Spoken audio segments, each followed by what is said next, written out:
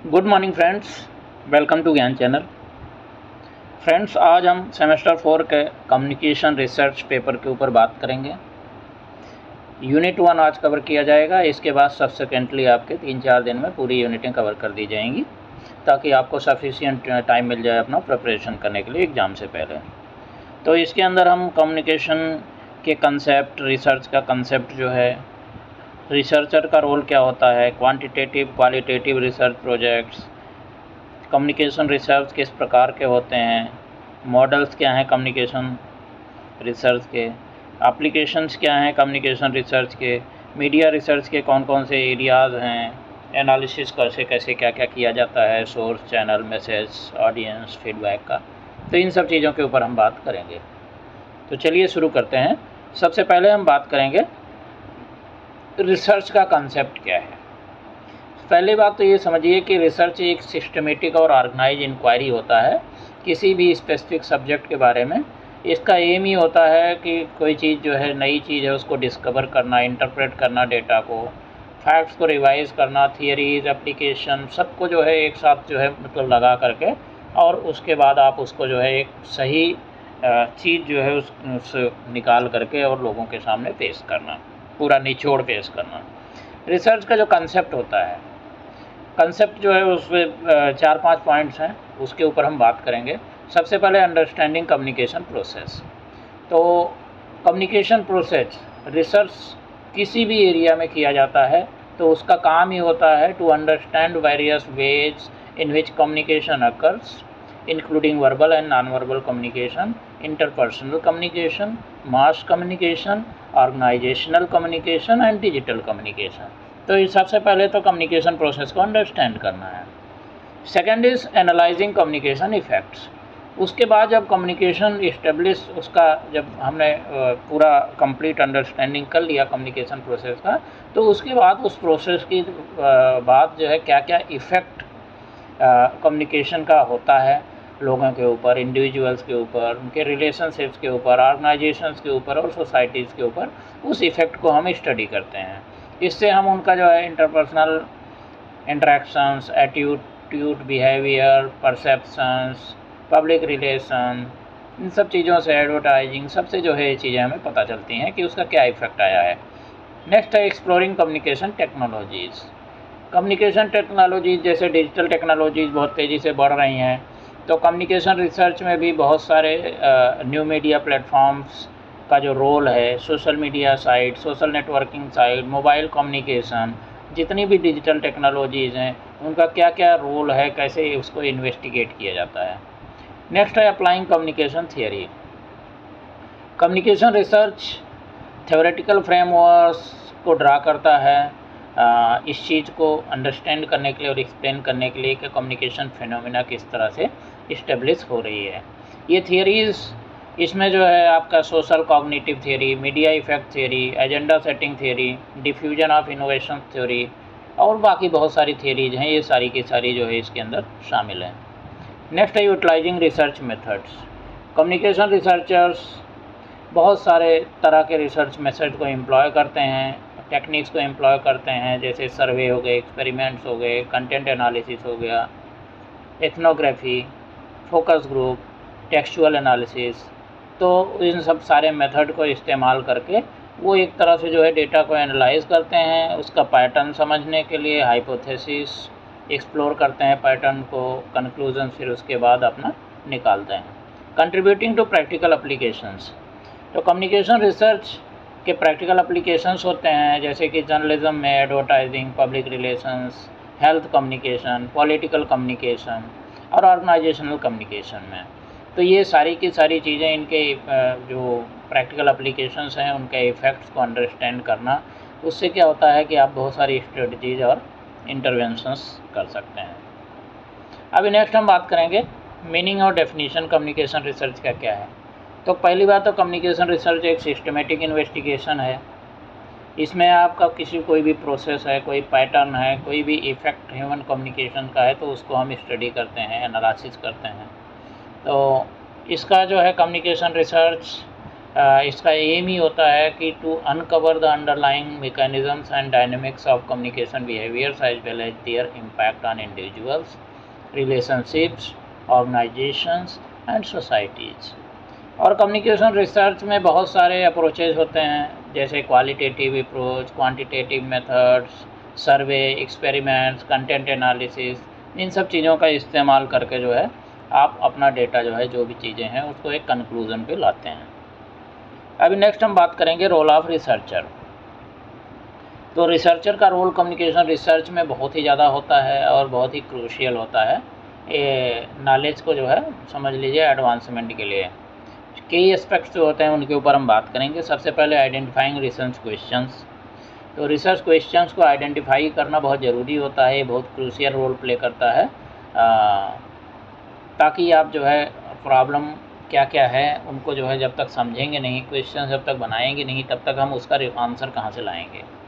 तो existing literature को study करना, उसको क्रिटिकली एग्जामिन करना और रियल वर्ल्ड फिनोमिना को ऑब्जर्व करना, स्टेक होल्डर्स के साथ इंगेज होना, तो ये सारी चीज़ें इसके अंदर फर्दर इन्वेस्टिगेशन में यूज होती हैं। नेक्स्ट है designing research studies. Researchers are responsible for designing rigorous and ethical research studies to address their research questions। इसके अंदर जो है क्या होता है कि appropriate methodology को सेलेक्ट करना, sampling techniques, data collection methods और एनालिटिकल अप्रोचेस को इन सब चीज़ों को जो है आपको इंटीग्रेट करना पड़ता है। नेक्स्ट है data collection.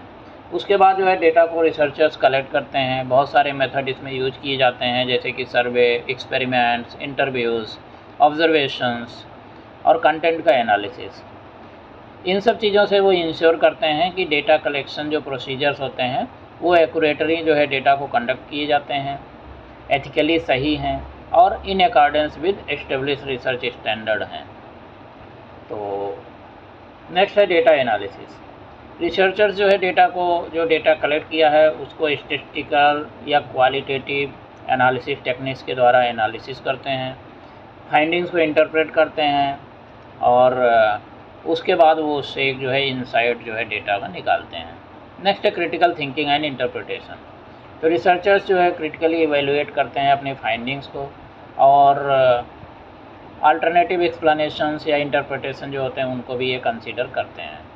Contributing to knowledge. Researchers advancement of knowledge के लिए कंट्रीब्यूट करते हैं, क्योंकि भी कोई टॉपिक जिसके ऊपर उन्होंने रिसर्च किया है उसके ऊपर वो सारा डेटा जो है निकाल के पब्लिक के सामने दे देते हैं, तो जिससे लोगों का अवेयरनेस बढ़ जाता है। Ethical consideration. रिसर्चर्स को बहुत ही ज़रूरी होता है कि वो एथिकल प्रिंसिपल्स और गाइडलाइंस को अपने रिसर्च में पक्का फॉलो करें और पार्टिसिपेंट्स की राइट्स, उनकी वेलबींग, वो सब चीज़ें जो है मतलब और उसका कंट्रीब्यूशन जो है सोसाइटी में एक पॉजिटिव कंट्रीब्यूशन हो, इन सब चीज़ों को ध्यान में रखना बहुत ही ज़रूरी है। नेक्स्ट हम बात करेंगे qualitative versus quantitative research approaches. Qualitative और क्वांटिटेटिव रिसर्च अप्रोचेज जो है दो प्राइमरी मेथड्स होते हैं।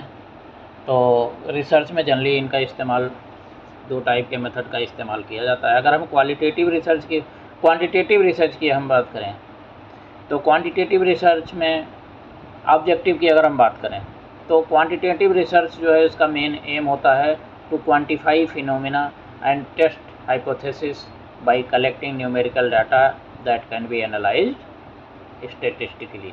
तो क्वांटिटेटिव मतलब ये क्वांटिटी से रिलेटेड है। आप जो है डेटा को क्वांटिफाई करना, न्यूमेरिकल डेटा को आपने कलेक्ट करना है, पैटर्न्स को आइडेंटिफाई करना, रिलेशनशिप्स को, एसोसिएशंस बिटवीन वेरिएबल्स, इनको सबको जो है कलेक्ट करना है।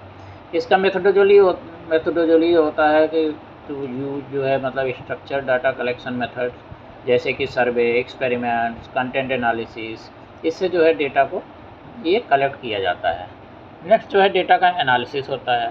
तो डेटा एनालिसिस में स्टैटिस्टिकल एनालिसिस न्यूमेरिकल डेटा का किया जाता है to identify patterns, trends, correlations and differences between groups. तो ये स्टैटिस्टिकल टेस्ट जैसे कि T test, ANOVA, regression analysis, correlation analysis, इन सब चीज़ों को जो है इस्तेमाल में लाया जाता है। जनरलाइजेबिलिटी। तो क्वांटिटेटिव रिसर्च जो है इसका मेन जो है एम क्या होता है, जनरलाइजेबिलिटी के लिए होता है। तो इसमें जो है कंक्लूजन एक ड्रा किया जाता है जो कि अप्लाई होता है broader population beyond the sample studies. तो स्टडी जो सैम्पल है उससे ऊपर जो है पूरे पॉपुलेशन के लिए, ब्रॉडर पॉपुलेशन को ये जो है अप्लाई होता है। इसमें बेसिकली जो है इस्तेमाल किया जाता है रैंडम सैम्पलिंग टेक्निक का, ताकि जो है रिप्रेजेंटेटिव नेस जो है और एक्सटर्नल वैलिडिटी जो है फाइंडिंग्स का वो आसानी से एक तरह से कोरिलेट करके और प्रूव किया जा सके।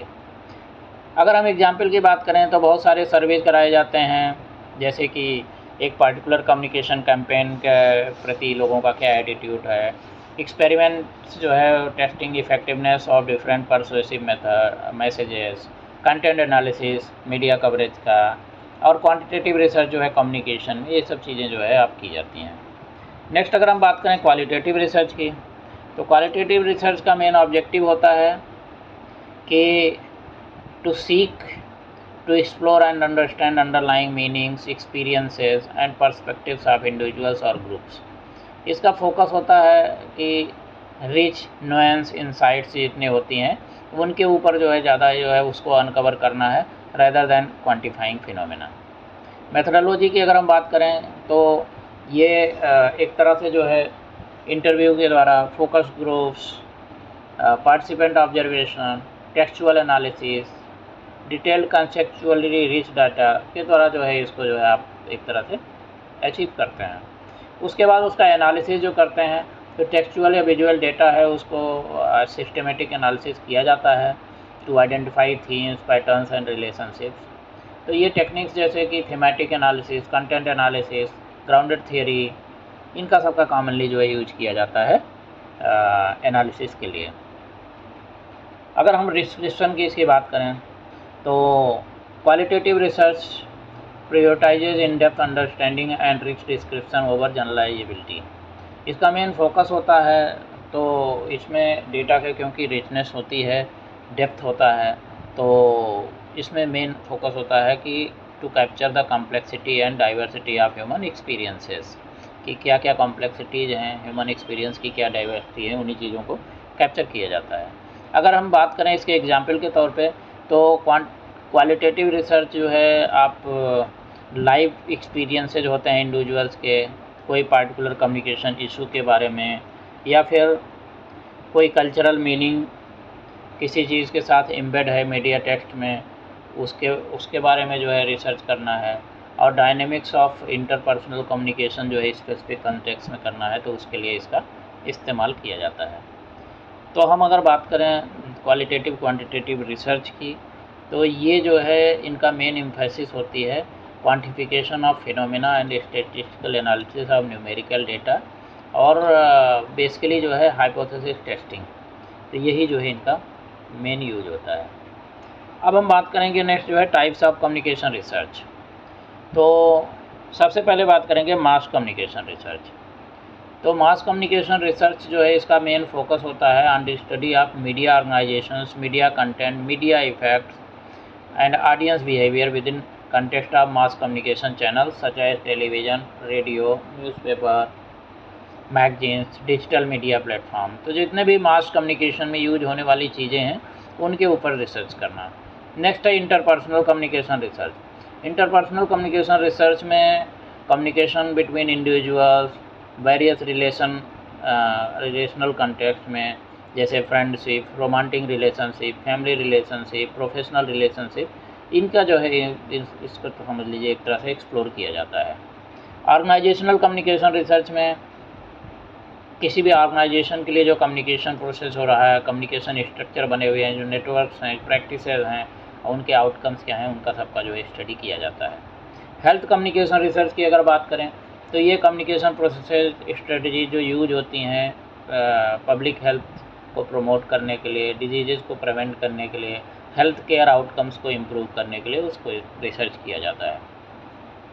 पॉलिटिकल कम्युनिकेशन रिसर्च में पॉलिटिकल प्रोसेसेस जैसे कि इलेक्शंस हो गया, political campaigns, public opinion formation, government decision making, इन सब चीज़ों का जो है आपका समझ लो एक तरह से स्टडी किया जाता है। इंटरकल्चरल कम्युनिकेशन रिसर्च में आप अलग अलग कल्चर्स को एग्ज़ामिन करते हैं और उनके बैकग्राउंड से और सारी चीज़ों को जो है स्टडी करके उसको जो है रिसर्च करते हैं। डिजिटल कम्युनिकेशन रिसर्च में आप डिजिटल टेक्नोलॉजी जो यूज हो रही हैं उनके बारे में रिसर्च करते हैं।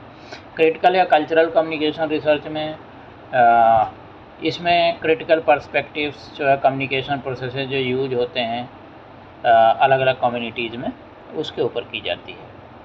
अभी नेक्स्ट हम बात करेंगे 8 step model of communication research. तो 8 स्टेप मॉडल जो कम्युनिकेशन रिसर्च का है, it is a structured approach that guides researchers through process of planning, conducting and analysing communication research. इसमें हम बात करेंगे वन बाय वन। सबसे पहले जो है इसमें है आइडेंटिफाई द रिसर्च प्रॉब्लम। क्या प्रॉब्लम है, किसके ऊपर हम जो है रिसर्च करने जा रहे हैं उसको आइडेंटिफाई पहले करें। उसके बाद कंडक्ट ए लिटरेचर रिव्यू, उसका जो है जितने भी लिटरेचर जितने उसके बारे में अवेलेबल हैं तो उसको सबको जो है आप समझ लीजिए, एक बार रिव्यू करिए पहले। देन फार्मुलेट हाइपोथेसिस और रिसर्च क्वेश्चंस। उसके बाद ये रिसर्च जो आपने प्रॉब्लम्स और सारी चीज़ें जो स्टडी कर लिया, इसके ऊपर आपने अपना जो है क्वेश्चंस बनाना है, रिसर्च क्वेश्चंस, कि आपको क्या क्या क्वेश्चन जो है जिनका आपको जवाब चाहिए उसमें आपके रिसर्च प्रोसेस के टाइम पे। उसके बाद select research methodology. Research methodology जो है क्वांटिटेटिव, क्वालिटेटिव, आप किस तरह का रिसर्च करना चाहते हैं। उसमें आपका कम्युनिकेशन रिसर्च में बहुत सारे सर्वेज होंगे, एक्सपेरिमेंट्स होंगे, कंटेंट एनालिसिस होगा, इंटरव्यूज़ होगा, फोकस ग्रुप्स, एथनोग्राफी, इन सब चीज़ों को जो है आपने शामिल करना है। Design and study. रिसर्चर्स जो है उसको डिज़ाइन करते हैं और स्टडी करते हैं डिटेल्स को सारे को, participant, sampling method, data collection instruments, इसके अलावा डेटा एनालिसिस प्रोसीजर्स, ये सारी चीज़ें। उसके बाद डेटा को कलेक्ट करना है, देन डेटा को एनालाइज करना है और फाइंडिंग्स को जो है इंटरप्रेट करना है और उसके बाद लास्ट में आपने कंक्लूजन पे फाइनली आ जाना है। तो ये एक स्टेप मॉडल है। नेक्स्ट हम बात करेंगे एप्लीकेशंस ऑफ कम्युनिकेशन रिसर्च। तो सबसे पहले तो हम बात करेंगे media and journalism. Communication research findings media professional journalist को इन्फॉर्म करते हैं about audience preferences, media effects and effective communication strategies. इसमें आप न्यू कंटेंट को फॉर्म करने में, उसको शेपिंग करने में, स्टोरीज़ को फ्रेम करने में, ऑडियंस को इंगेज करने में काफ़ी हेल्पफुल होता है। नेक्स्ट है एडवर्टाइजिंग एंड मार्केटिंग। एडवर्टाइजिंग और मार्केटिंग में कम्युनिकेशन रिसर्च का बहुत बड़ा रोल होता है। आप कैसे जो है उस ऑडियंस के ऊपर क्या इफ़ेक्ट किस तरह के एडवर्टाइजिंग का और मार्केटिंग का पड़ रहा है तो कंज्यूमर्स के ऊपर उनके, तो उसके लिए ब्रांड अवेयरनेस बढ़ाने के लिए, तो इन सब चीज़ों के लिए जो है क्या कितना कैसे कैसे क्या किसका क्या इफ़ेक्ट पड़ेगा उसका स्टडी बहुत ज़रूरी होता है। देन पब्लिक रिलेशंस में ऑर्गेनाइजेशन का जो है क्या पब्लिक का परसेप्शंस है, एटीट्यूड क्या है, ओपिनियन क्या है, इन सब चीज़ों को जो है समझना और बताना ताकि एक अच्छा रिलेशन बिल्ड हो पाए। हेल्थ कम्युनिकेशन, जितने भी हेल्थ से रिलेटेड, हेल्थ को प्रमोट करने के लिए, डिजीज़ को प्रिवेंट करने के लिए जितने भी जो है आपके कम्युनिकेशन होते हैं उनका रिसर्च किया जाता है। पॉलिटिकल कम्युनिकेशन, आपका पॉलिटिकल कैंपेन्स में, public policy advocacy, government communication efforts, ये सारी चीज़ें इसके अंदर शामिल हैं। ऑर्गेनाइजेशनल कम्युनिकेशन की अगर हम बात करें तो इसमें ऑर्गेनाइजेशनल कम्युनिकेशन में जितने भी ऑर्गेनाइजेशंस हैं वो जो कम्युनिकेशन करते हैं अपने लीडरशिप कम्युनिकेशन स्किल्स को बिल्ड करने के लिए, टीम वर्क, ऑर्गेनाइजेशनल कल्चर के लिए वो आता है। इंटरकल्चरल कम्युनिकेशन, अलग अलग कल्चर के लोगों के बीच में जो कम्युनिकेशन इस्टेब्लिश करने के लिए उसको किस तरह करना है उसके ऊपर रिसर्च किया जाता है। Digital communication and social media जितने भी हैं उनके ऊपर रिसर्च किया जाता है। एजुकेशन और ट्रेनिंग के ऊपर कैसे कम्युनिकेशन करिकुला क्या होगा, उसके बाद टीचिंग मेथड्स क्या होंगे, ट्रेनिंग प्रोग्राम्स क्या होते हैं, ये सारी चीज़ें शामिल हैं। कम्युनिटी डेवलपमेंट और सोशल चेंज, इसमें भी जो है बहुत सारे रिसर्च किए जाते हैं कि किस कैसी एक्टिविटीज़ की जाएं कि ताकि जो है कम्युनिटीज़ को मोबिलाइज़ कर पाएँ, अवेयरनेस लेवल बढ़ा पाएँ सोशल इश्यूज़ के बारे में और सिविक इंगेजमेंट को ज़्यादा से ज़्यादा बढ़ावा दे सकें। नेक्स्ट है आपका एरियाज ऑफ मीडिया रिसर्च। तो सबसे पहले जो है आप बात करेंगे सोर्स एनालिसिस की। सोर्स एनालिसिस मीडिया रिसर्च में, इसमें आप जो है जो भी एंटिटीज़ या इंडिविजुअल्स हैं उनको एग्जामिन करते हैं और वो लोग होते हैं who produce and disseminate media content. तो रिसर्चर्स जो है सारे फैक्टर्स को एनालाइज करते हैं जैसे कि क्रेडिबिलिटी, एक्सपर्टीज, बयास, एजेंडा, ये सारी चीज़ें जो है इसका एनालिसिस किया जाता है। नेक्स्ट है चैनल एनालिसिस। चैनल एनालिसिस में जो है मेन फोकस होता है कम्युनिकेशन चैनल्स या प्लेटफॉर्म्स जिनके थ्रू जो है कंटेंट को ऑडियंस को डिलीवर किया जाता है। तो वो कोई भी टाइप का चैनल हो सकता है, television, radio, newspaper, social website, social media, mobile apps. Message analysis, जो मैसेज बनाया जाता है उसको किस तरह से उसको बनाया जाए, उसका टोन कैसे हो, लैंग्वेज कैसे हो, कलर कैसे हो, ताकि वो जो है ज़्यादा से ज़्यादा इफ़ेक्टिव हो सके। ऑडियंस एनालिसिस, ऑडियंस को उनकी साइकोलॉजी को समझना, socio economic status, gender, age, इन सब चीज़ों को ध्यान में रखते हुए उसका ऑडियंस का एनालिसिस करके उनको क्या चीज़ पसंद है उस हिसाब से आप जो है कोई भी रिसर्च करके और उसको चीज़ को आगे लाते हैं ताकि ज़्यादा लोगों के साथ जुड़ा जा सके। नेक्स्ट है फीडबैक एनालिसिस। फीडबैक एनालिसिस में लोगों के रिस्पांस क्या हैं, रिएक्शंस क्या हैं, मीडिया कंटेंट के ऊपर क्या क्या वो फीडबैक अपना कमेंट्स दे रहे हैं, उन सब चीज़ों का एनालिसिस करके भी काफ़ी आपको आइडिया लगता है। तो फ्रेंड्स, यहाँ पे हमारा फर्स्ट यूनिट ख़त्म होता है। सेकेंड यूनिट आप कल ज़रूर कवर कर दिया जाएगा। Thank you, have a very nice day.